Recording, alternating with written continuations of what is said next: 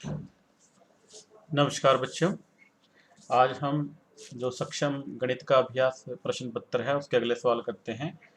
हमारा जो सवाल नंबर 27 है वो है कि मोहन की परीक्षा 4 दिसंबर से शुरू होकर 19 दिसंबर तक चली। परीक्षा कुल कितने दिनों तक चली? तो हमें बताना है कि उसकी परीक्षा 4 दिसंबर से शुरू हुई और 29 दिसंबर तक चली है। तो हमें ये पता करना है कि उसकी परीक्षा कितने दिन तक चली है। तो 4 उत्तर हैं, उनमें से हमें एक उत्तर छांटना है। सबसे पहले इस कैलेंडर को देखते हैं। ये कैलेंडर है हमारे पास दिसंबर 2014 का। तो परीक्षा कब आरंभ हुई बच्चों? 4 दिसंबर से।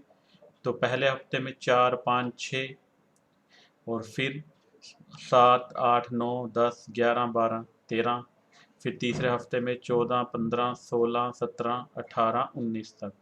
तो पहले 4, 5, 6 3 दिन हो जाते हैं। उसके बाद ये कंप्लीट हफ्ता है, तो पूरा सप्ताह 7 दिन है।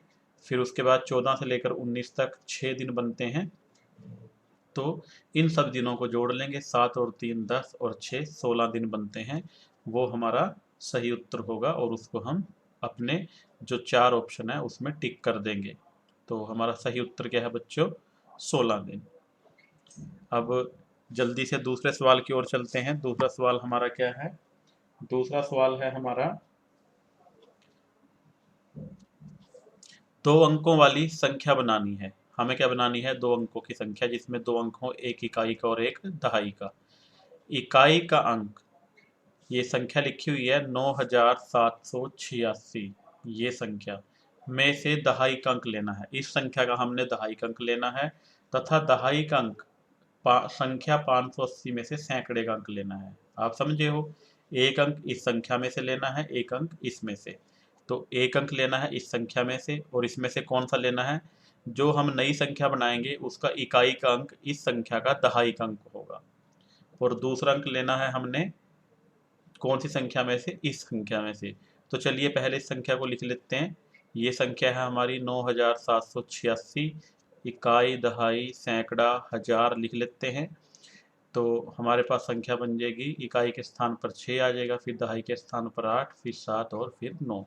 तो हमें इसमें से अपनी नई संख्या का इकाई का अंक लेना है और वो होगा इस संख्या का दहाई का अंक। और दूसरा अंक लेना है हमने इस संख्या में से, यह है 580। इस संख्या को भी जल्दी से यहाँ पर लिख लेते हैं, इकाई, दहाई, सैकड़ा, और ये 0, 8 और 5। और दूसरा अंक हमने लेना है इस संख्या का और इस संख्या में से हमें लेना है सैकड़े का अंक। तो जल्दी से अपनी संख्या बनाते हैं। उस संख्या में 2 अंक होंगे, इकाई और दहाई का। जो इकाई का अंक है वो कहाँ से लेना है हमने? इस संख्या का दहाई का अंक, यानी कि ये वाला अंक लेना है। तो ये अंक ले लेते हैं और जो दहाई का अंक लेना है वो हमने कौन सा लेना है? इस संख्या का सैकड़े का अंक। यहाँ पर ये उल्टा निशान लग गया है, तो आपने गलती नहीं करनी है। तो इकाई का अंक में से जो है इस संख्या का दहाई का अंक लेना है।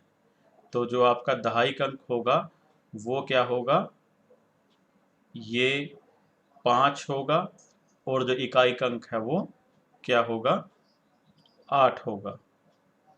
तो यहाँ पर वो संख्या हमें चाहिए।